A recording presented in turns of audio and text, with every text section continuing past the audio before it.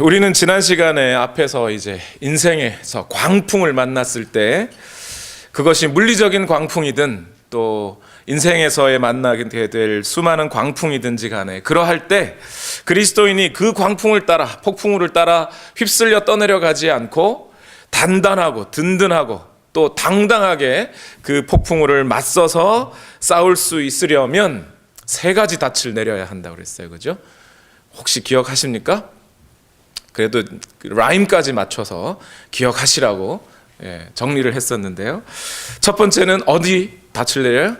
하나님의 사람들, the people of God. 하나님께서 보내신 사람들이 있어요. 두 번째는 어디다가 닻을 내려요?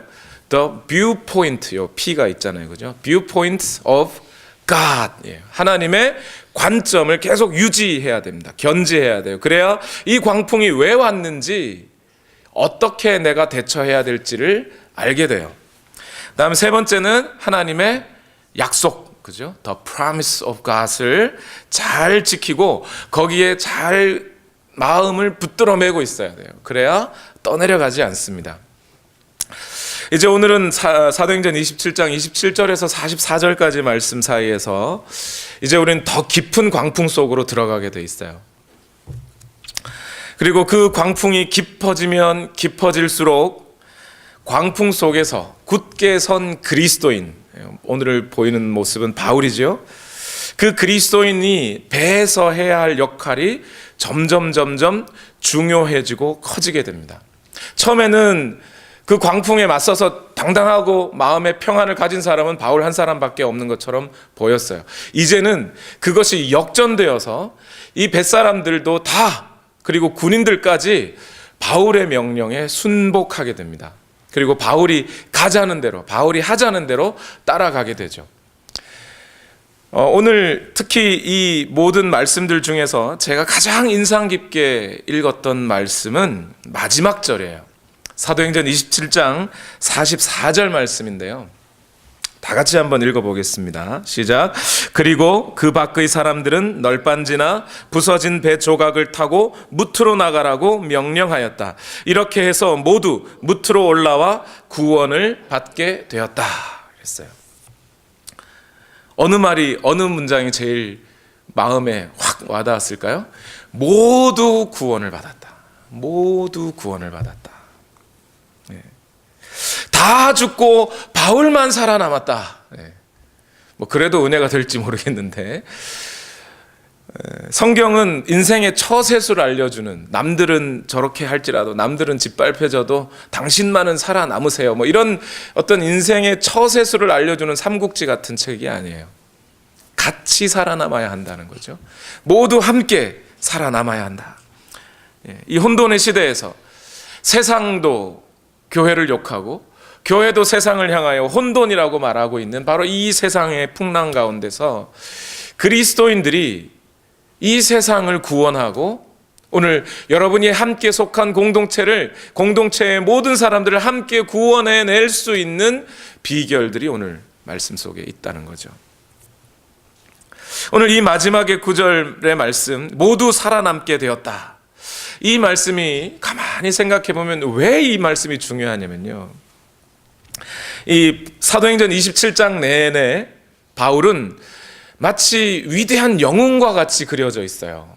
27장 전체가 매우 구체적인 언어들로. 그런데 이 이야기 속에 모두 함께 살아남았다는 거 아니에요? 276명이.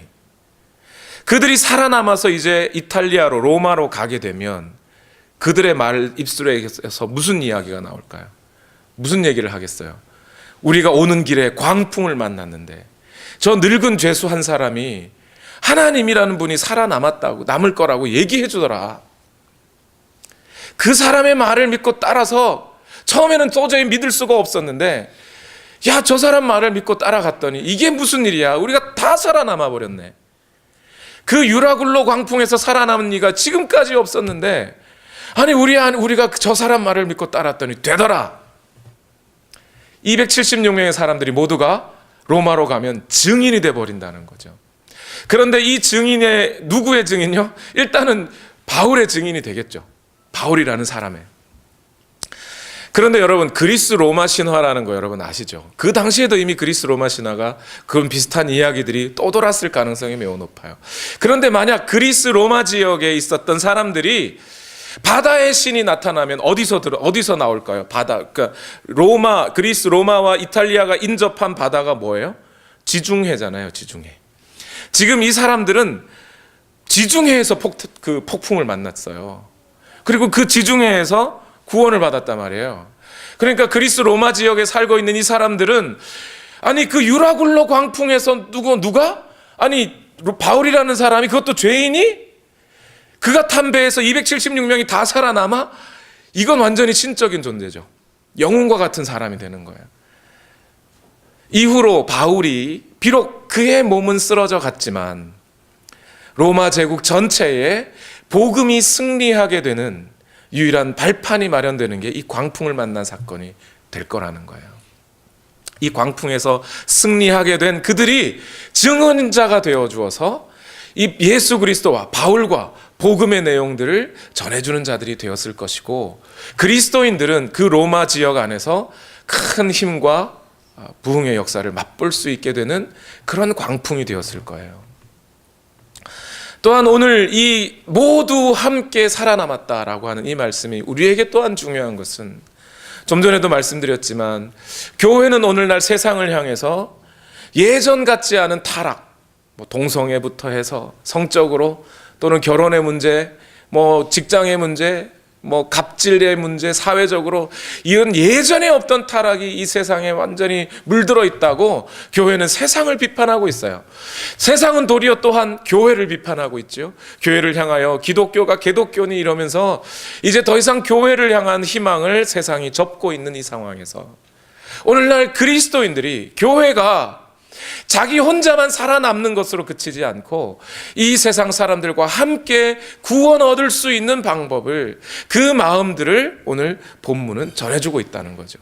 그런 점에서 오늘 이 모두 함께 살아남았다, 모두 함께 살아남았다, 이 말씀이 제게 너무나 감동이 됐습니다.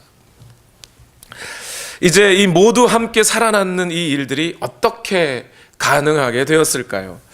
사도행전 27장 후반부의 이 첫 단락인 27절에서부터 32절까지 말씀을 우리 한번 같이 읽어보겠습니다. 시작. 열 나흘째 밤이 되었을 때에 우리는 아드리아 바다에 떠밀려 다녔다. 한밤중에 선원들은 어떤 육지에 가까이 이르고 있다고 짐작하였다. 그들이 물 깊이를 재어보니 20길이었다. 좀 더 가서 재니 15길이었다. 우리는 혹시 암초에 걸리지나 않을까 염려하여 고물에서 닷 4개를 내리고 나리새기를 고대하였다. 그런데 선원들이 배를 버리고 달아나려고 이물에서 닻을 내리는 척하면서 바다에 거룻배를 풀어버렸다. 바울은 백부장과 병사들에게 말하였다. 만일 이 사람들이 배에 그대로 남아있지 않으면 당신들은 무사할 수 없습니다. 그러자 병사들이 거룻배의 밧줄을 끊어서 거룻배를 떨어뜨렸다. 여러분, 지금 이 배가 어디서 왔던 배죠? 이집트의 알렉산드리아를 출발해서 로마로 가는 배였어요. 원래 처음 바울 일행이 탔던 배는 이 배가 아니었죠. 가이사랴에서 출발할 때는 아드라무떼노호를 탔어요. 그 아드라무떼노호라는 거는 아드라무떼노라고 하는 지역으로 가는 배였어요. 그래서 그 배가 좀 작은 배였고 깊은 바다로는 갈 수 없고 섬과 섬 사이를 운행하면서 좀 더 큰 항구인 무라항에 가서 거기서 이제 알렉산드리아에서 온 배를 탔습니다. 그런데 이 알렉산드리아에서 온 배가 무슨 배였어요? 곡식을 실어 나르는, 그리고 거기에는 그 곡식을 거두어서 로마에 가서 팔려고 하는 상인들이 주로 타는 상선이었어요. 그럼 이 배에 지금 누가 탔는지 한번 세어보십시다. 먼저 뱃사람들이 있겠죠. 선장과 선주 있었잖아요, 그죠? 그리고 선원들이 몇 명이 있었을 겁니다. 그리고 그 안에 로마 군인들이 탔죠. 백부장 율리오라는 사람과 몇 명의 호송하는 군인들이 탔습니다. 그 다음에 바울 일행이 탔어요. 그런데 바울은 무슨 조건으로 탔어요? 죄수의 조건으로 탔습니다. 근데 바울만 죄수였나요? 바울 혼자 끌고 가는 게 아니라 바울 외에 여러 죄수들을 함께 끌고 가는 중이었어요. 그러니까 바울은 억울하게 복음 전하는 자로서 원래는 착한 사람인데 억울하게 누명을 써서 죄수가 되어서 끌려갔지만 다른 죄수들 중에는 진짜 나쁜 사람들도 있었을 거라는 거죠. 그 외에 상인들이 있었겠죠. 곡식을 실어 나르는 상인들이 배에다가 자기들이 1년치 열심히 이렇게 농사지었던 곡식들을 배 밑바닥에 깔고 그걸 실어 나르고 있는 사람들이 있었을 것이고, 또 지중해 지역을 급하게 여행하거나 또는 관광하기 위해서 탄 사람도 있었을 거예요. 완전히 이 배 안에는 엄청나게 많은 사람들이 여러 종류의 목적을 가지고 여러 종류의 사람들이 거기에 타고 있었어요. 자, 그런데 오늘 항해를 쭉 보니까 며칠 정도 됐어요. 풍랑이 불기 시작한 지 한 10나흘 정도 되었다 이렇게 했어요. 14일. 그러니까 전체 항해를 따져도 뭐 한 달이 채 되지 않는 그런 날짜에 지금 속해 있죠. 그런데 이때 여러분, 배에 풍랑이 불었습니다. 그러지 않아도 각자가 다른 목적을 가지고 배에 탔는데 갑자기 배에 큰 광풍이 불어서 목숨이 위태한 지경에 빠졌어요. 그러면 배 바깥도 풍랑이지만 배 안도 완전히 혼돈이지 않겠습니까? 무질서해질 수 있죠. 이럴 때 배가 완전히 무질서해지고 그래서 도저히 사람들이 막 어떻게 살아나야 할지 모르고 막 혼돈 속에 있을 때 그 배의 운명과 그 배에 탄 승객들의 생명을 책임져야 될 사람들이 누구예요? 선장이죠. 선장과 선원들은 누가 뭐라 그래도 그 배의 생명을, 사람들의 생명을 책임져야 할 사람들이에요. 누구보다 배를 잘 알고 바다를 잘 알고 바다 안에 있는 경험과 바다 위에서의 경험과 훈련이 돼 있는 사람들이에요. 이 사람들이 아니면 누가 누구를 구해주겠어요? 이 사람들이 얼마나 경험이 많았는지 뱃사람들은 그랬나 봐요. 배를 한참 타고 가다가 바람, 공기 냄새만 싹 맡아도 육지에 다 온 것 같아. 바다 냄새가 사라지고 육지 냄새가 나고 있는 걸, 그리고 딱 봤더니 정말 육지가 가까이 오는 것 같아. 근데 이 사람, 오늘 이 상황에는 선원들이 이미 그 극심한 풍랑 중에 14일이나 지났는데도 뭔가 냄새가 딱 나는데 육지 냄새가 나는 거예요. 육지는 보여요, 안 보여요? 아직 안 보여요. 안 보이니까 뭘 내려요? 밑으로 물 깊이를 재는 밧줄을 내려본 거예요. 처음에는 20길이었대요. 그래서 조금 지나서 또 재보니까 15길이에요. 물이 얕아지는 걸 보니 어디가 가깝다? 육지가 가깝다. 이것을 선원만 아는 게 아니라 이제 많은 사람들이 알게 되었어요.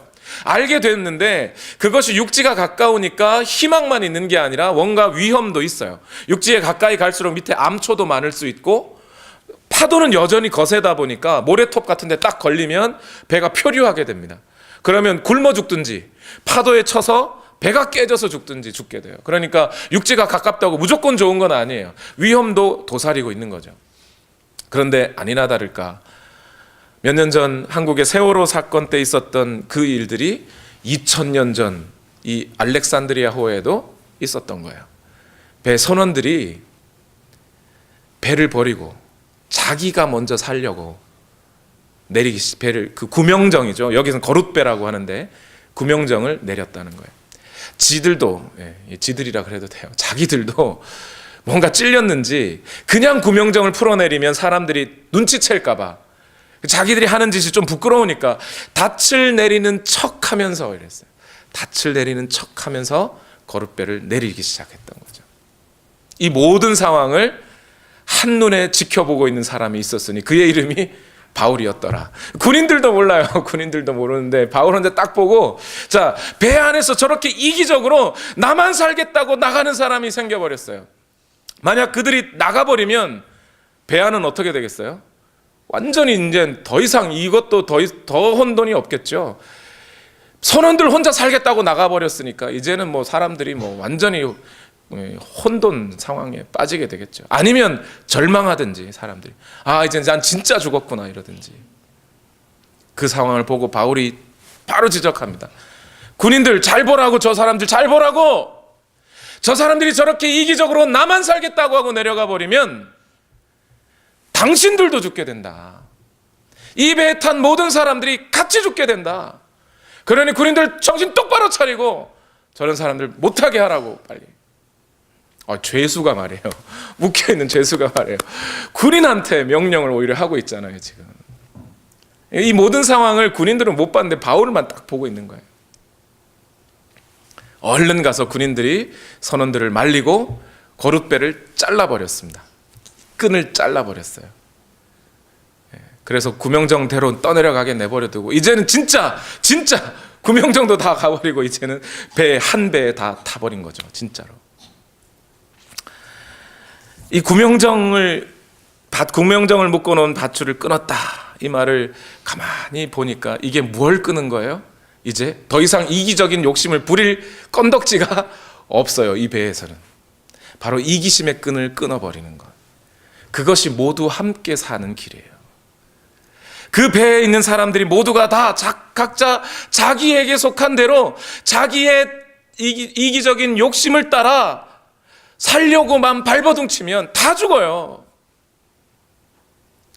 그리고 그 중에서도 특히 그 배의 모든 책임을 지고 있는 선장과 선원들이 이기적인 욕심을 가지고 살고 있는 동안, 배를 버리고 도망가려고 하는 동안 배는 완전히 끝나버리게 됩니다. 가정이든 교회든 사회든 다 이와 비슷해요. 그 공동체의 운명에 대해서 책임을 져야 할 사람들이 분명히 있어요. 물론 그 공동체 모두가 다 각자의 책임들이 다 있겠지만 그럼에도 불구하고 최종적인 책임을 져야 할 사람들이 있어요. 그 사람들이 만약 이기심을 가지고 나만 살겠다고 발버둥치는 순간 그 공동체는 엄청난 위기 속에 와야 될 가능성이 매우 높아요. 여러분, 부부라면 그 부부의 삶에 책임을 누가 져야 돼요? 성경은 분명히 얘기하고 있죠. 누가 책임져라? 남편이 책임져라. 가정이라면 누가 책임져야 돼요? 부모가 책임져라. 직장이라면 성경 이 이야기도 있습니다. 직장이라면 누가 책임져야 해요? 그 직장의 사장이 책임져라. 그러니까 주인과 종의 관계에서 주인이 책임져라 이거예요.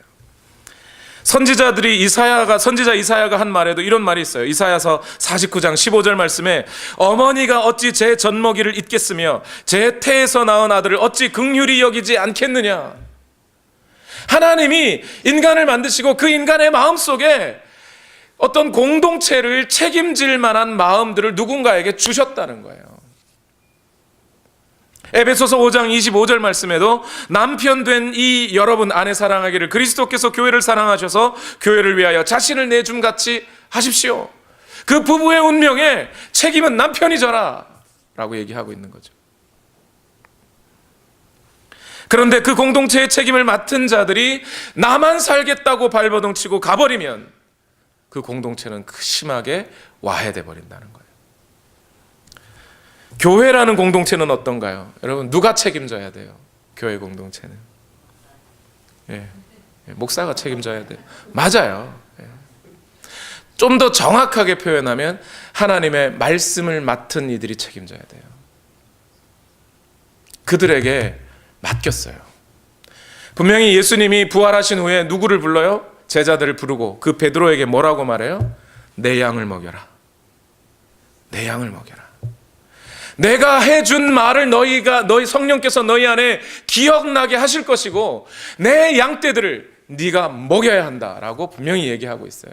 책임져라. 그건 내 양떼다. 네가 책임져라 라고 얘기하는 거예요. 물론 교회 공동체 전체의 운명에 각자 우리 모두 속한 모든 사람들이 함께 책임져야 합니다. 그런데 그 중에서도 중요한 책임을 하나님의 말씀을 맡은, 주 예수 그리스도의 말씀을 맡은 자들에게 주고 있다는 거예요. 교회는 그 하나님의 말씀 위에 세워지고 있고 그 말씀을 맡은 자들이 가감없이 하나님의 말씀을 전하여 성도들을 먹여야 한다는 거예요. 그렇게 살려내라는 거예요. 그 공동체의 책임을 지라는 거예요. 그런데 오늘날 교역자라는 사람들이 하나님의 말씀을 맡아야 한다는 사람들이 자기의 사역이라고 생각하고 내 사역이 중요해 라고 생각하고 내 사역만을 위해서 준비하는 사람들이 있어요. 교회의 세습, 그거 이런 마음에서 발로한 게 아닌가요? 교회가 어떻게 되건 말건 내 교회만 잘 되면 되는 거 아니냐? 한국 교회가 어떻게 되건 말건 다른 교회가 어떻게 되건 말건 그리스도의 나라가 어떻게 되건 말건 상관없이 내가 세하역하고 있는 내 교회만 잘 되면 된다고 생각하는 사람들. 그래서 내 아들에게 주지 않으면 교회가 살아남을 수 없다 이렇게 생각하는 사람들 많죠. 오늘 이 사람들이야말로 배를 버리고 떠나는 선원들하고 뭐가 달라요? 성도의 영혼은 어찌 되었든지 간에 내가 살 길을 찾고 내 사역이 중요하고 내가 할 일들만 잘하면 된다고 생각하는 사람들이에요. 그런 사람들이 아무리 큰 교회를 목회를 해도 배 버리고 떠난 뱃사공에 다를 바가 뭐가 있겠습니까? 그런 점에서 저는 개인적으로 우리 교회 전도사님들 너무 감사하게 생각합니다. 사실 공부하러 미국에 오면 어떤 마음이 들어요? 미국에 오는 신학생들의 마음에는 어떤 마음이 있냐면 내가 준비되어야지, 열심히 공부해서 나중에 내가 사역할 때 잘해야지 라는 생각을 하고 와요. 그것이 상당히 좋고 겸손하고 괜찮은 마음인 줄 알고 스스로 생각해요. 그래서 미국에 오고 난 다음에는 이 교회도 가보고 저 교회도 가보고 미국 교회도 가보고 여기 가서 이것도 배워보고 저기서 저것도 배워보고 그렇게 하다가 준비돼서 내가 내 사역할 때 내가 하나님이 맡기신 내 교회를 갈 때 거기서 잘하려고 하려고 그래요. 이게 좋은 것 같지만 뭐는 안 돼 있어요? 오늘 내가 처한 그 교회, 내가 준비되겠다고 갔던 그 교회, 내가 잠시 들린 그 교회, 거기에 있는 그 성도들의 영혼에 대해서는 아무 관심이 없는 거죠. 내가 내 준비, 내 사역 잘해서 실험 잘해봐야지. 오늘 내가 지금 부교역자로서 또는 전도사로서 있는 이 교회에서는 내가 생각하는 어떤 목회적인 이상을 여기다가 실험으로 써보고 싶은 거 아니에요. 그래서 여기서 잘 되면 그거 살리고 안 되면 죽이고, 그래서 나중에 좋은 교회 하나님이 붙여주시면 내가 거기서는 잘하리라. 사실 그 마음이잖아요. 그것과 뭐가 달라요? 그런데 우리 교회 전도사님들 한편으로는 제가 죄송해요. 한국에서 미국에 떨어지자마자 첫 교회가 우리 교회였어요. 우리 교회 전도사님들이 다른 교회 가볼 새도 없이 우리 교회 사람이 필요한데, 우리 교회 이것도 해야 되는데 이거 해줄래요? 예, 그러고 와서 지금까지 한 번도 다른 교회를 가본 적이 없어요. 미안해요, 되게. 그러면서 자기 사역만이 아니라 자기 사역 외의 것들도 굳은 일 마다하지 않고 지금까지 잘 해주셨습니다. 이런 사역자들을 만난 것도 저는 하나님의 큰 은혜라고 믿습니다. 그리고 이 사역자들을 보면서 저는 다시 한번 깨달았어요. 사역은 준비한다고 되는 게 아니라는 거. 그냥 하는 거예요. 사명을 받은 자가 가는 거예요. 그 사명 가지고. 박사과정에 있으면서 열심히 공부해봤습니다. 그리고 시간이 많이 지났어요. 돌이켜서 가만 생각해 보니까 만약 내가 그 시간을 사역을 위한 준비라고만 생각하고 준비할 것만 했다면 그 시간은 뭐죠? 내 인생 60년, 70년, 80년, 길어야 80년 인생 중에서 신학 공부한다고 열심히 준비하고 나중에 하나님이 맡기신 그 사역지에 가서 내가 열심히 하겠다고 생각하면 준비하기 위해서 했던 10년은 다 어디 갔어요? 그거 준비한 거예요. 사역한 게 아니잖아요. 이것만큼 하나님 앞에 손해가 어디 있어요? 신학교에 공부하는 중에라도 내가 거기서 처한 그 자리에서 하나님의 말씀을 연구하고 그 말씀을 전하고 내게 맡겨진 양떼들을 최선을 다해서 목양을 하면 그게 바로 사역이라는 거예요. 그거 안 하고 무슨 또 다른 임지를 바라겠어요. 다윗이 나는 골리앗을 만나기 위해서 준비되어야 해 이러면서 준비했어요? 아니에요. 형들 저 도시락 갖다 주라고 가다 보니까 골리앗이 나왔어. 저 나중에 내가 저기 전에 양떼를 지키다가 거기서 이리도 잡고 사자도 잡아봤는데 저쯤이면 잡을 수 있을 것 같은데 왜 우리 형님들은 안 잡고 저러지? 그런 거죠. 몰맷돌 들고 던진 거예요. 하나님의 말씀을 맡은 자들, 교회의 청지기가 되어야 합니다. 하나님의 말씀을 맡은 이들은 지금 바로 그 현장에서 크고 작은 전쟁을 치러내야 돼요. 광풍을 만나야 돼요. 그리고 그 광풍을 온몸으로 싸워내고, 그러지 않는다면 내가 준비한 후에 사역한다고 되는 게 아니더라는 거예요. 그런데 이 말씀을 여기까지만 하면 사역자들을 위한 말씀만으로 끝나게 되죠. 그러나 여기서 한 가지 더 우리는 생각해야 합니다. 여러분이 속한 공동체가 있어요. 여러분의 직장이든지 여러분의 가정이든지 그 공동체의 책임은 누가 지나요? 이 세상을 대하여 책임은 누가 지나요? 하나님은 누구에게 그것을 맡기셨나요? 그리스도인들 모두에게 맡기셨어요. 그리스도인들에게 하나님의 능력인, 모든 믿는 자들을 구원하는 하나님의 능력인 복음을 주면서 가라! 너희는 가서 나의 예수 그리스도의 제자를 삼아! 그렇게 말씀하셨잖아요. 내가 함께 해줄 테니 가라! 어디로요? 세상으로. 세상에 가서 그 광풍을 맞아가면서도 너희 공동체에 속한 사람들을 살려내라. 그 영혼의 책임을 너희 손에 붙였느니라. 그리스도인들이 오늘 세상을 함께 살아내야 할, 그리고 그 세상과 함께 구원을 얻어내야 할 사람들이라고요. 그리스도인들이 이 세상을 향해서 나 혼자 잘 살겠다고, 나 혼자 잘났다고, 이 세상 말이야 타락했어. 저기 하나님의 진노가 임해서 저 지진 났구만. 저기 하나님의 저기 분노가 임해가지고 저기 해일이 일어났구만. 아이고 타락한 놈들 잘 죽었어. 나만 살겠다는 거 아니에요? 나만 살겠다는 거? 이런 이기심을 끊어버려야 되는 거예요. 그 이기심을 끊어버려야 오늘 세상과 함께 오늘 그리스도인들은 하나님 앞에 구원의 역사를 경험할 수 있는 거예요. 오늘 여러분의 삶에서 제발 여러분의 주변에 있는 믿지 않는 사람들에게 그리스도인의 빛을 좀 발하십시오. 예수님이 분명히 뭐라고 하셨나요? 세상의 빛이 나다 이러셨어요? 누가 세상의 빛이라고요? 너희가 세상의 빛이다 이랬어요. 너희 그리스도인들이 세상의 빛이다. 좀 그 그리스도인의 빛을 좀 발하십시오. 그리고 교회에 믿지 않는 새 가족들이 오시거든, 또는 다른 교회에서 어떤 분들이 힘들어서 교회에 오시거든 좀 잘해 주십시오.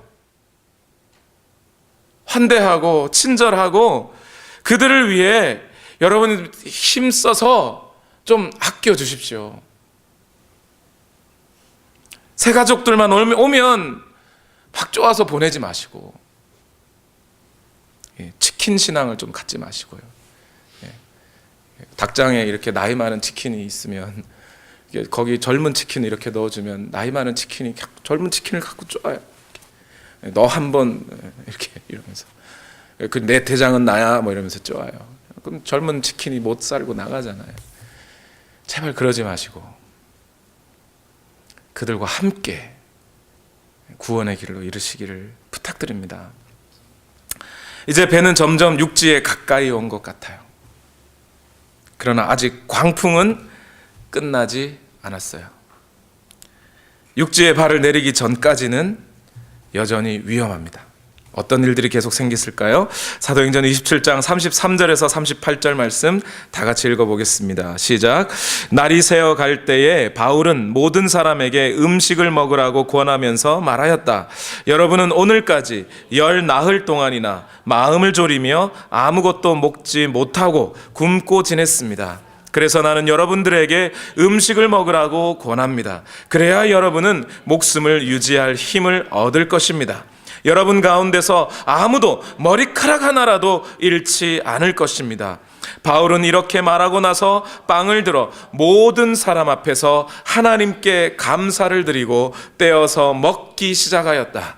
그러자 사람들은 모두 용기를 얻어서 음식을 먹었다.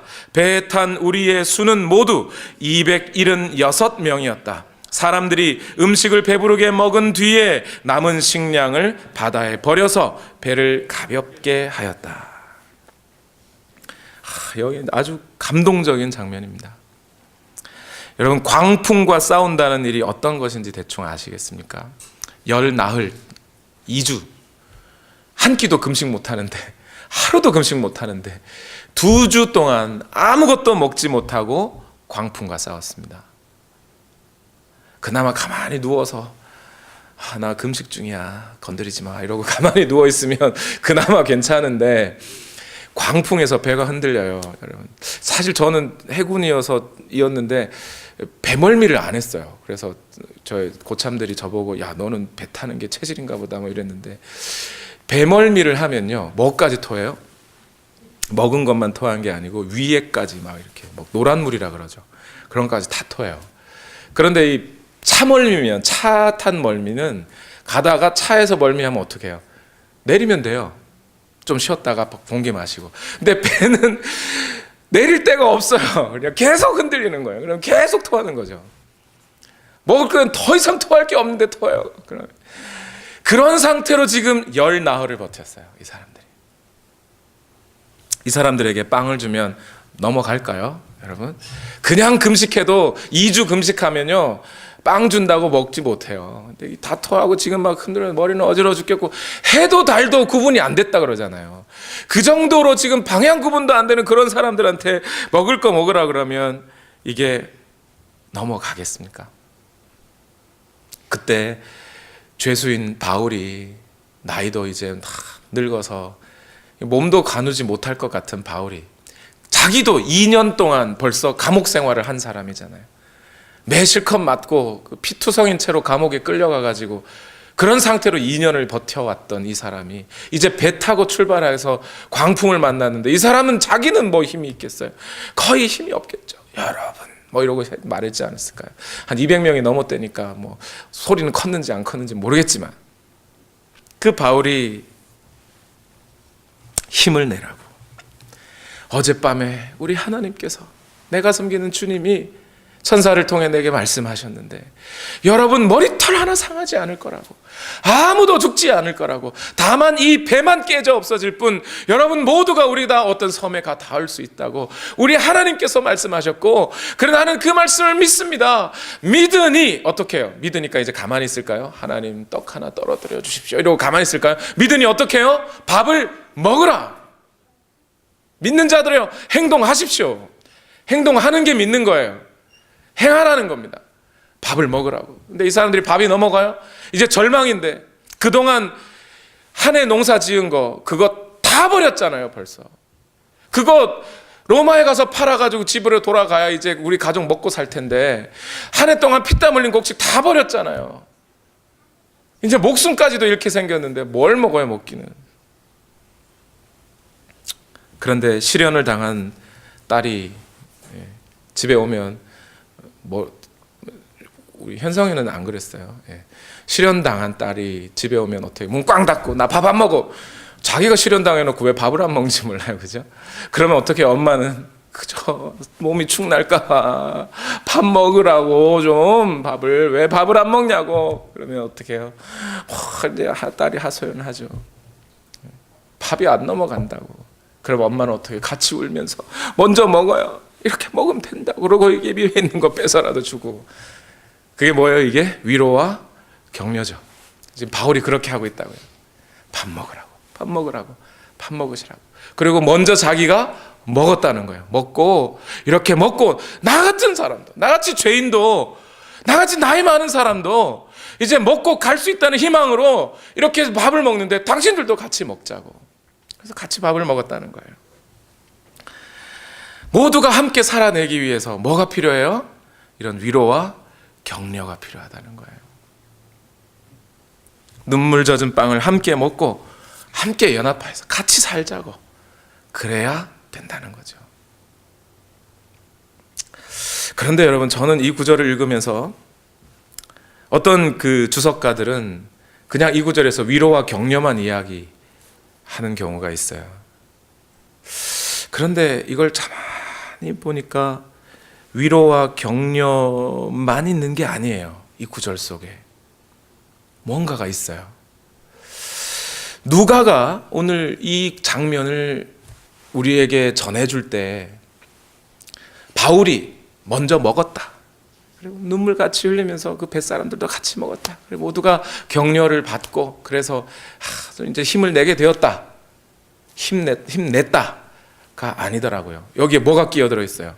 지금 바울이 어떻게 했어요? 하나님 앞에 감사의 기도를 드린 후, 아니 웃긴 거 아니에요. 지금 죄인이에요. 이 사람이 군인도 아니에요. 백부장도 아니에요. 선원도 아니에요. 죄인이라고요. 죄인으로 끌려가고 있는 사람이 묶여 있을 수도 있어요.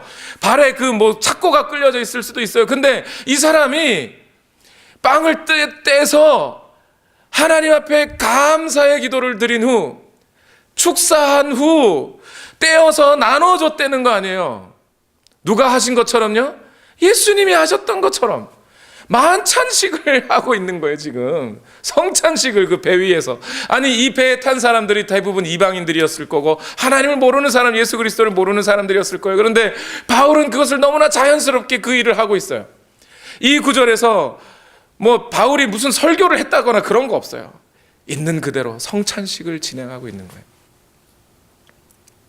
그런데 누가가 여기서 276명이었더라고 여기서 이 장면에서 말을 해주고 있잖아요.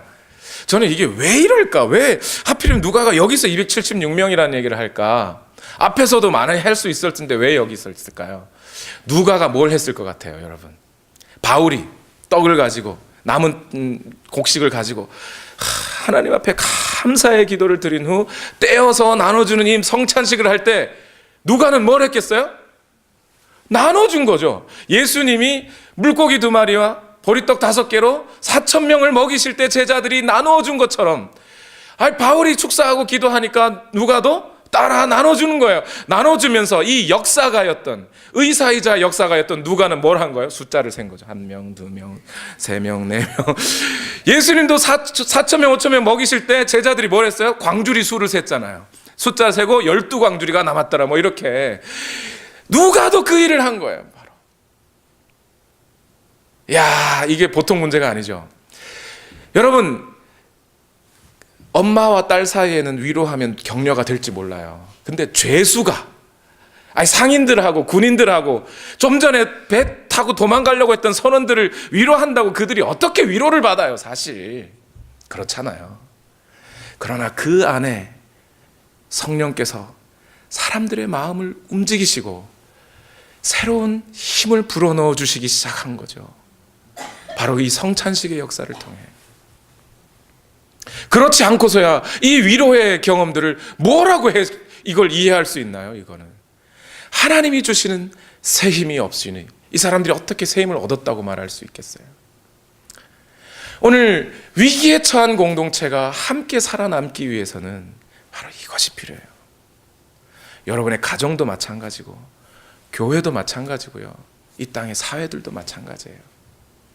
다 같이 힘을 잃고 어디로 갈지 알지 못하고 방향을 놓치고 있을 때 그리스도인들이 먼저 예수 그리스도의 모습을 보여줌으로써 예수 그리스도께서 이 땅에서 하셨던 그 위로와 격려를 보여주심으로 말미암아 그 여러분이 속한 공동체에 하나님의 새 힘이 불어넣어지게 해야 한다는 거예요. 그 새 힘이 불어넣어질 때에서야 비로소 오늘 이 풍랑을 만난 사람들의 그 절망이 희망으로 바뀌고 닫혔던 눈이 열리기 시작하는 거예요. 그 하나님의 힘을 기대해야 되는 겁니다. 단순한 인간적인 위로가 이 힘을 이뤄내는 게 아니에요. 하나님의 은혜가 그들에게 임하기 시작했던 거죠. 저는 그것을 어디서 발견하게 됐냐면 그 먹었던 것을 먹고 남은 것이 있었다고 말하고 있어요. 그리고 그 남은 것을 어떻게 해요? 과감하게 버려버리는 거죠. 예, 물론 거기에 있었던 많은 사람들이 예수 그리스도를 주와 구세주로 영접하고 나 이제 예수님 믿겠습니다, 이런 말을 한 건 아닐 거예요. 그러나 적어도 그 죄수 바울이 했던 그 행동들과 삶을 보고, 아, 저에게 뭔가 있다, 저 사람이 하는 말을 좀 쫓아가 보자, 저 사람이 하는 말이 맞다면, 그가 믿는 하나님이 맞다면 오늘 그를 따라가도 내 목숨을 잃지 않겠구나 하는 믿음이 있었기에 자기 손에 들려진 마지막 그 식량을 버릴 수 있는 거 아니겠습니까? 아니면 그거 못 버리죠. 그러니 이들에게 주어진 힘은 하나님이 부어주시는 새 힘이란 말이에요. 직장 나가기 힘들어하시는 여러분, 교회 가기 힘들어하시는 여러분, 오늘 여러분의 삶을 통해 하나님이 그 공동체에 새 힘을 불어넣어 주시기를 바랍니다. 그러할 때 그 공동체가 함께 살아나는 거예요. 이제 마지막 장으로 가시겠습니다. 새 힘을 얻고 나니 이전에는 해도 달도 안 보였는데 이제 뭔가 사람들 눈에 보이기 시작했어요. 사도행전 27장 39절에서 44절 다 같이 읽겠습니다. 시작. 날이 새니 어느 땅인지는 알 수 없지만 모래밭이 있는 항만이 보였다. 그래서 그들은 어떻게 해서든지 배를 거기로 몰아 해변에 대기로 작정하였다. 닻을 모두 끊어서 바다에 버리고 동시에 키를 묶은 밧줄을 늦추었다. 그리고 앞돛을 올려서 바람을 타고 해안 쪽으로 들어갔다. 그런데 두 물살이 합치는 곳에 끼어들어서 배가 모래톱에 걸렸다. 이 물은 박혀서 움직이지 않고 고물은 심한 물결에 깨졌다. 병사들은 죄수들이 혹시 헤엄쳐 도망할까봐 그들을 죽여버리려고 계획하였다. 그러나 백부장은 바울을 구하려고 병사들의 의도를 막고 헤엄칠 수 있는 사람들은 먼저 뛰어내려서 무트로 올라가라고 명령하였다. 그리고 그 밖의 사람들은 널빤지나 부서진 뱃조각을 타고 무트로 나가라고 명령하였다. 이렇게 해서 모두 무트로 올라와 구원을 받게 되었다. 날이 새니까 이제 육지가 보이기 시작했어요. 이제 해도 달도 막 떠 있어도 안 보였던 그것이 이제 힘을 얻고 저 육지가 뭔가 희끄무리하게 보이는 게 보이기 시작했어요. 그러니까 사람들의 마음에는 이제 목표점이 생겼죠. 희망이 다시 생기기 시작합니다. 이제 저기만 가면 살 수 있다. 그러니까 어떻게 해요? 이제 닻을 다 끊어버리는 거죠. 어떻게 해야 돼요? 닻을 내리고 풍랑을 피하고 가만히 있으려고 했는데 이제는 목표점이 보였으니까 이제 닻을 다 끊어버리고 앞으로 나가야 되는 거예요. 그래서 배 앞쪽에 있던 돛을 다시 달았어요. 그리고 그 바람에 따라 그 섬을 향하여 밀려 들어가기 시작했습니다. 그런데 갑자기 가다가 배가 모래톱에 걸렸어요. 모래톱이라 이제 모래가 막 잔뜩 쌓인 곳이죠. 여기에 탁 걸려버렸어요. 이 물은 배 앞쪽을 말하고 고물은 배 뒤쪽을 말합니다. 선수가 이물이고 선미가 고물이에요. 그러니까 이물이, 그러니까 선 배 앞쪽이 모래에 탁 걸려버렸어요. 근데 바다 파도가 세요, 안 세요? 아직 세요. 바람이 완전히 그치진 않았어요. 아직 세기 때문에 뒤에서 밀려오던 파도가 치는 바람에 배 뒤쪽이 깨졌다는 거예요. 이제 어떻게 해요? 이제 다 배에서 내려라. 살 수 있다. 저까지만 가면 살 수 있다. 얼마든지 갈 수 있다. 그러니 이제